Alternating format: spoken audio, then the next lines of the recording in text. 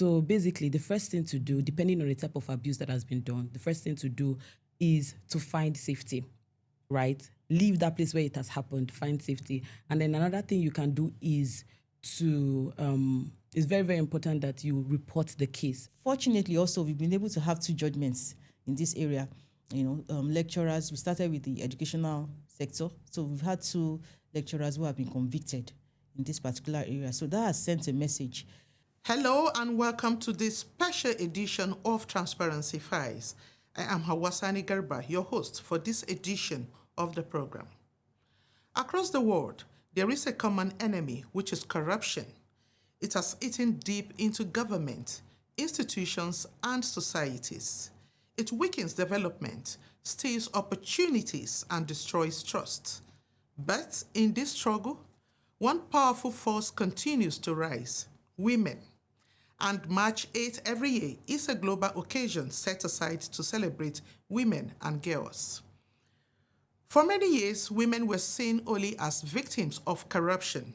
Today, the narrative has changed, as many of them have formed organizations that demand good governance, justice, and the rights of women.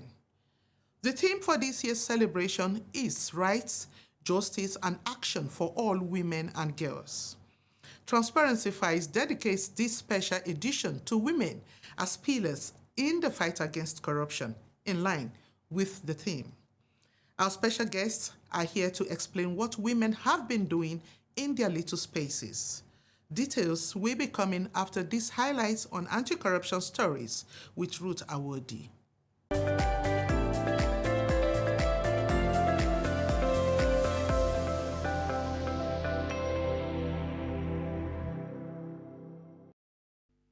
Welcome to this segment on anti-corruption stories. I am Ruth Awodi.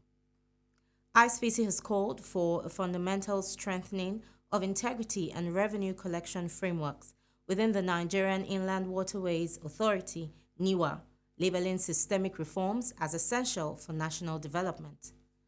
ICPC Chairman Dr. Musa Adamu Aliyu SAN issued the directive while opening a 2-day executive anti-corruption training in Abuja, organized by NIWA in collaboration with the Anti-Corruption Academy of Nigeria, ACAN.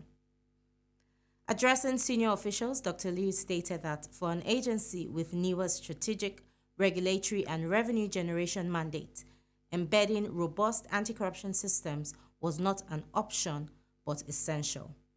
Leadership plays a decisive role in shaping this culture. Sustainable integrity within NIWA requires leaders who not only demonstrate ethical conduct, but also possess the capacity to institutionalize integrity through clear governance frameworks, risk management controls, behavioral change strategies, and effective organizational system. Declaring the workshop open, the Minister of Marine and Blue Economy, His Excellency Dr. Adeboyega Oyetola, reinforced the critical link between institutional integrity and national prosperity. Represented by the Permanent Secretary, Haja Fatima Shugra Tabi Mahmood, the Honorable Minister described NIWA as a pivotal driver of the federal government's blue economy agenda. Importantly, system integrity has a direct and measurable impact on revenue generation. Institutions that are trusted attract investment, enjoy higher compliance, reduce leakages, and are better able to plan and execute long-term projects. Integrity is therefore not a moral luxury. It is an economic necessity. This retreat could not be more relevant. Integrity is not an abstract virtue that we merely admire from a distance. It is a practical discipline, an art and a practice that must be woven into every system, every procedure, and every decision we make. The Provost of the Anti-Corruption Academy of Nigeria, ACAN, Professor Sherif Gali Ibrahim, represented by Deputy Director Mr. Clement Obaniyi, noted that the workshop was designed to deliver practical outcomes. Participants are expected to learn to identify corruption risk points in revenue management, apply controls to prevent leakages, and formulate actionable integrity plans for their units. That will be all on this segment. Transparency Files continues with Hawa.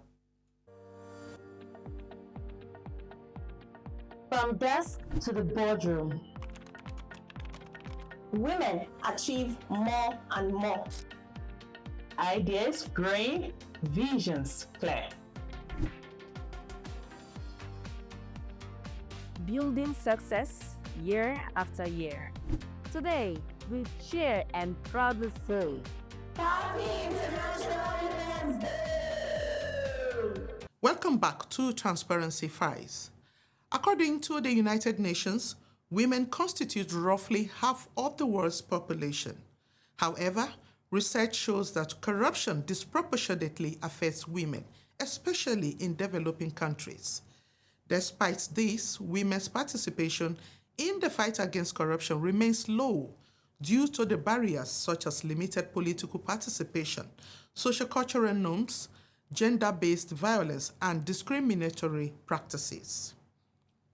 The United Nations Women's Rights are also driving global action for gender equality, focusing on legal reforms, economic empowerment, ending violence, and increasing women's participation in leadership. Research has also shown that countries with more women in leadership positions often experience lower levels of corruption. This is because women tend to promote fairness, transparency, and social responsibility. Lois Tufumi, a social commentator, spoke with us on what women's rights are, common challenges women and girls face in accessing their rights, and ways government can promote justice for all women.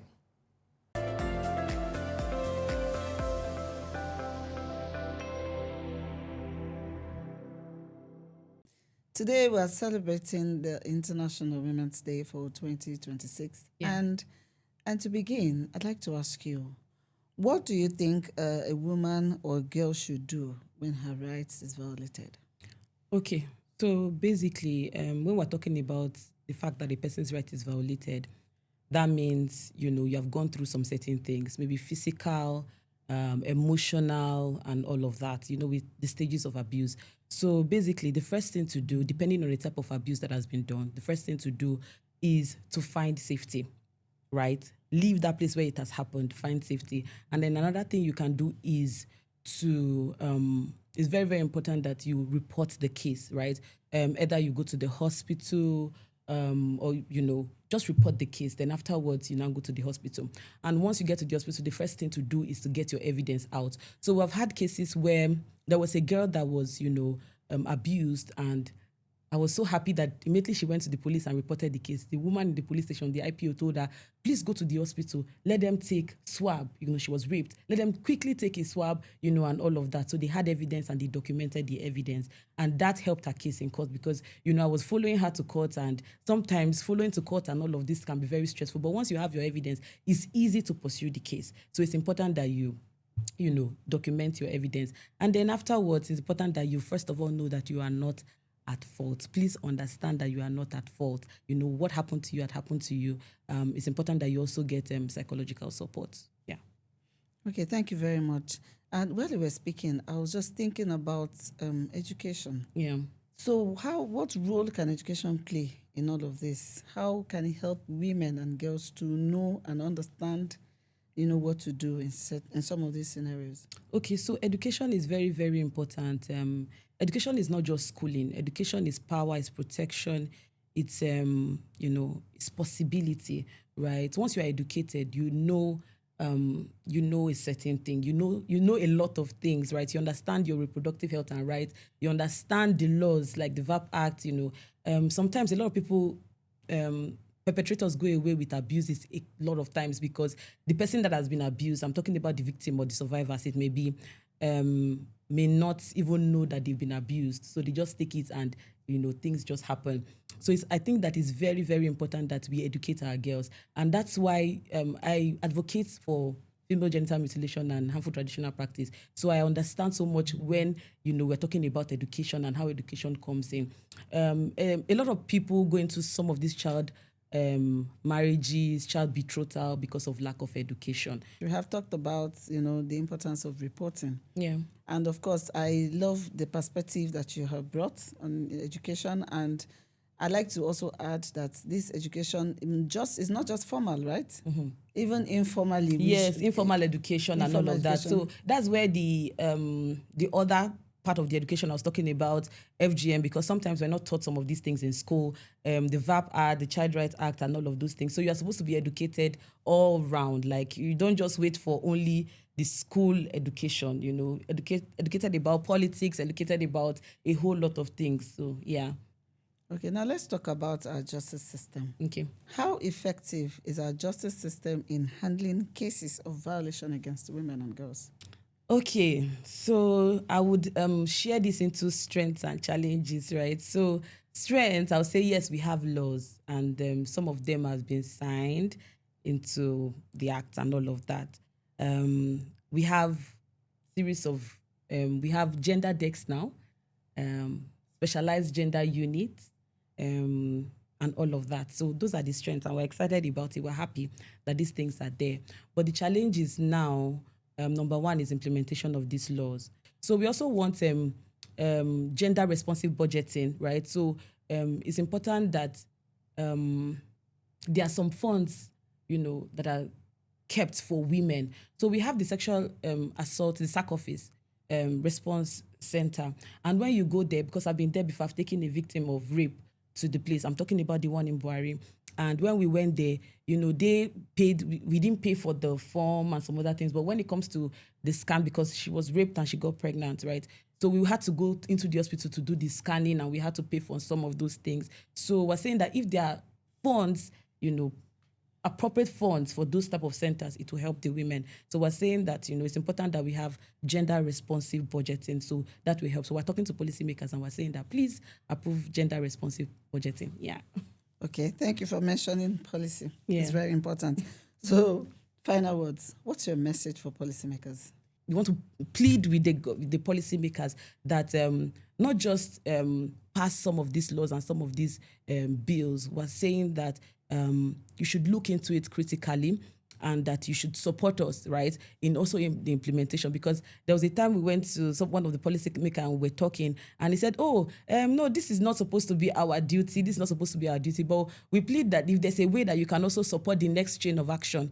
So I'm saying that you have signed the law and all of that. So the next person that is taking it up, can you also ask what is happening about this law and all of that? So the next chain of action, what is happening, please help us to check. So that would help. And then there are some other laws that have not been implemented. We also plead, like the reserve seats bill that we've been talking about. It's important that, that is also signed. Yeah. She is typing. She is also planning and leading other women. There is nothing the woman cannot do.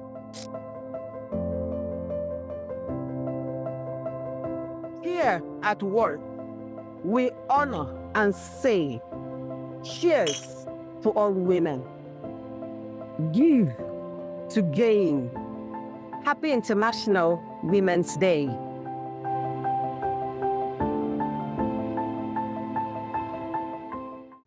This is Transparency Files.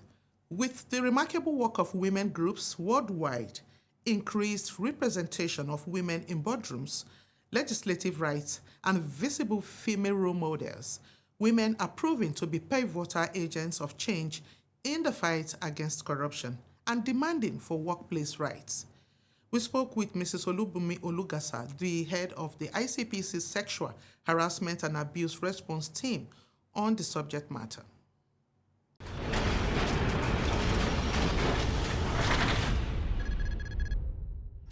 There are a couple of laws protecting the rights of women and girls. I'm going to start from the ground norm, which is the Constitution of the Federal Republic of Nigeria.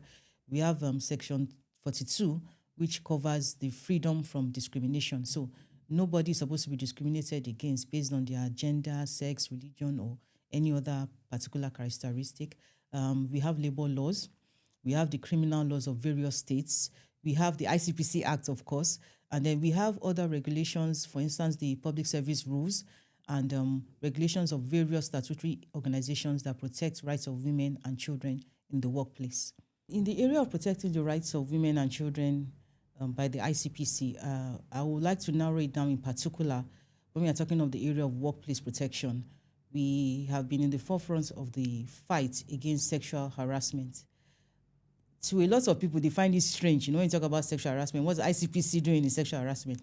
But we are tackling it from the angle of abuse of office. So using your office to demand or to receive, even if you don't receive, the mere demand for any form of sexual favor is punishable under the ICPC Act. At the end of the day, when we review where we were and where we are now, we can see that there's some improvement. There's more awareness, definitely. People now know, ICPC actually has a role to play. So we find more people coming in with reports about such instances in the organization, and then more people are willing to partner with us. Fortunately, also, we've been able to have 2 judgments in this area. Lecturers, we started with the educational sector, so we've had 2 lecturers who have been convicted in this particular area. So that has sent a message. Unfortunately, we've had some challenges. Every time you must face challenges in any battle. We've had some challenges in the area of the culture of silence. We find people don't trust the system. Of course, funding is always a challenge because where you have victims, they have special needs that they have, that you don't have to attend to in other cases that we were dealing with before now. So we have such challenges as that. And then we also have some people who want to abuse the judicial system. You invite a respondent to the office just to hear their side of the story, and the next thing you know, you have a court order restraining you from investigating, things like that. But like I said, it's been tough, it's been challenging, but very interesting, and we want to believe that it will only get better.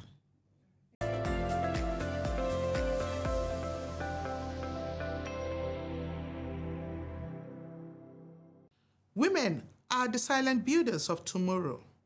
In this monologue series, we x-ray the contribution of mothers not only as children's bearers, but one who molds, shapes values, and gives compass that guides.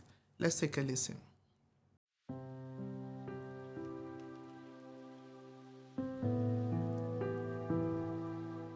Mothers, the silent builders of tomorrow. When we talk about building a nation, we often mention politicians, teachers, leaders, but we forget the very first architect of any society, the mother. A mother is not just the one who brings a child into the world. She is the one who molds that child's heart, shapes the values, and gives them the compass that guides every decision they will ever make. A mother builds character before any school or government ever can. But times have changed in today's world. Mothers are stretched thin. Between work deadlines and household demands, between survival and nurturing, many mothers have to be breadwinners, professionals, and caregivers all at once. But somewhere between the rush to meet targets and the exhaustion of late night, something delicate begins to slip away. The quiet time of teaching, of listening, of guiding. Children grow up in the care of television screens, gadgets, or sometimes strangers who cannot teach values, empathy, or discipline. They learn fast. Yes, they learn how to chase attention, not purpose. They learn to be loud, not strong. They learn to be seen, not heard. And the result, we begin to see children who use technology brilliantly but cannot say thank you. Teenagers who can argue every point but cannot control their tempers. Young people who are successful but lost. Some mothers cry later, I gave my child everything, clothes, a good school, food, opportunities. But what the child needed most was presence. Their mother's voice at the dinner table, a eyes that says, I believe in you, a hand that corrects but also comforts. Let's be honest, motherhood today is not easy. The economy demands women work, bills that don't wait for affection. Yet, if we continue to trade moral time for money time, we may soon have homes filled with comfort but empty of character. So what do we do? First, mothers and fathers too must redefine success. A successful child is not one who only ends well, but one who lives well with integrity, empathy, and discipline. That must start at home. Second, intentional parenting. Even if you have only 1 hour a day, make it count. No phones, no distractions. Ask your child about their fears, their friends, and their thoughts. Teach them to pray, to reflect, and to respect.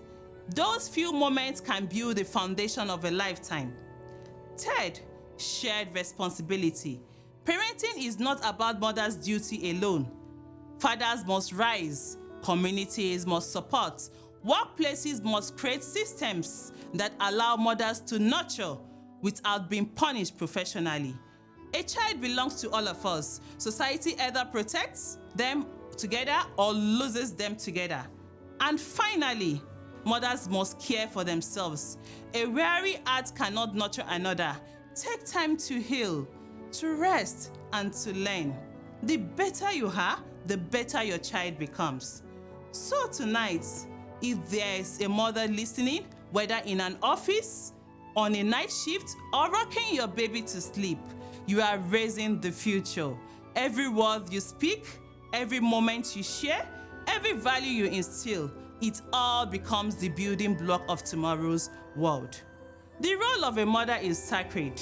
It cannot be outsourced, digitized, or replaced, because no job, no salary, no success can compare to hearing years later a grown child say, "Mom, thank you. You taught me how to live right." And that is the true measure of motherhood. Before wrapping up today's edition, let's join Khadija Ibrahim for updates from our state offices. From Katsina State comes a report that the ICPC has inaugurated and inducted new members of the Anti-Corruption and Transparency Unit, ACTU, at the Zamfara State Universal Basic Education Board, Gusau. The resident Anti-Corruption Commissioner, Mr. Samuel S. Lodam, described ACTU as a key anti-corruption platform established to strengthen accountability and transparency in ministries, departments, and agencies. He urged the management of the board to support the unit and charged the newly inducted members to promote ethical standards and be anti-corruption ambassadors. Similarly, the ICPC Akwa Ibom State Office paid a courtesy visit to the Secretary to the Government of Cross River State, Professor Anthony Eno. The resident Anti-Corruption Commissioner, Mr. Baba Alari Shoaib, highlighted the Commission's preventive mandates and proposed collaboration in granting access to schools for the establishment of student anti-corruption clubs and student anti-corruption vanguards, organizing anti-corruption seminars for top state officials, and leveraging training opportunities at the Anti-Corruption Academy of Nigeria. The head of service assured the delegation of the state government's support in promoting integrity and transparency in the public service.